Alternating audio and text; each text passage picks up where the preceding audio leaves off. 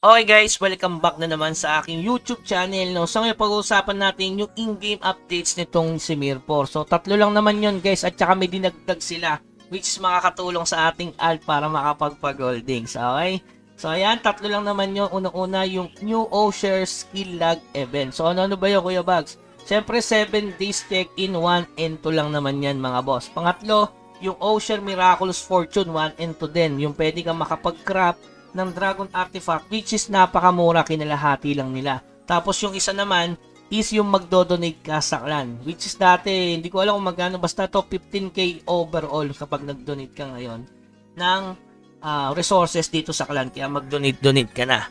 Okay? Yung pangalawa naman mga boss, maraming nagtatanong nito, itong New Yellow Dragon Wayfarer event. So nakalagay dito guys, maki-start yan sa June 3 Monday, pero magre-release sila ng Yellow Dragon Wayfarer event ng May 31, 2024. So, relax lang kayo guys. Handaan nyo lang yung raid ticket nyo kasi kailangan talaga yan at saka boss raid ticket. Kung gusto nyo makita yung mga reward nyan, nandyan yung link sa baba. Okay? Kinontent ko na yan siguro 1 month ago regarding sa mga reward. Napaka-solid kasi. Meron yung 1k summon na may chance, di ba? Tapos 200 kapag nag-fail. Isipin nyo guys, 1k summon yun kapag nag-great success. O, sabihin natin great success. Tapos 5 yun, 5 beses per server yun mga boss. So, 5,000 summon yun. Kung swerte kang tao. Okay? So, yung pangatlo naman, yung Blue Dragon Cover Improvements. Which is, hindi naman ako natuwa guys.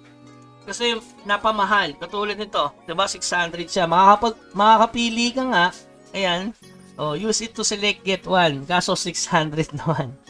Okay? Same lang nito. So, siguro dito yung legendary, ang pili na kung compare dito na napaka-random. Okay, so dito ka na lang ba para iwas? Alam ko, in-upgrade nila to para hindi makuha yung may Callion pa rin naman to Pero in-improve daw yan mga boss. Okay, so ayan, may karagdagan dito. Tapos, eto guys, yung karagdagan, yung bug fixes and gameplay improvement. So, una-una dyan, change the probability of for great success when crafting Dragon Artifact. Which means, baka makapag-tradable na yung mga artifact na ika-craft natin sa mga alt. Which is napakamahal ng artifact mga boss, di ba? Kahit rare lang yan pang codex. Okay? Tapos yung pangalawa, in-adjust daw yung difficulty ng World 5 Demon Ruins Weekly Eliminate Monster Mission.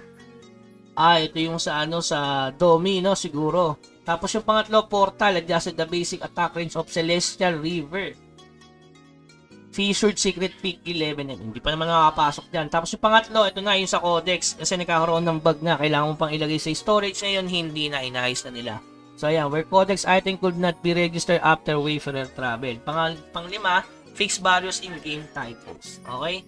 So, yun lamang guys. Yun lang yung update ni Mirpor regarding sa event ngayon. So, abangan nyo sa Monday yung pinaka-solid na event nila, which is makakakuha ka ng 1k summon at marami pa, hindi lang 1k summon guys, pero syempre sa akin mas prayo ko yung maka-jackpot ng 1k summon para naman maka-legend naman tayo. Mirpor, baka naman wala pa akong legend pa.